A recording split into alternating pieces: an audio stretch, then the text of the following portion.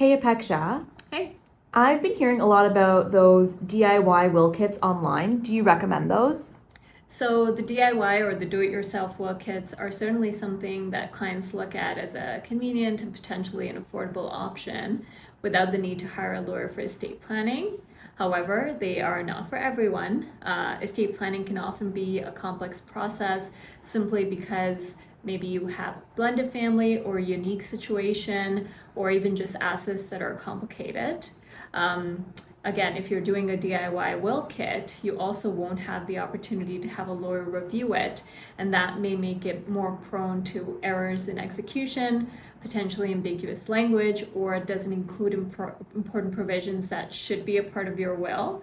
So you always want to make sure that if you are doing a will, you might as well do it right, speak to a lawyer, get the advice you need, and avoid any potential issues and errors after the fact.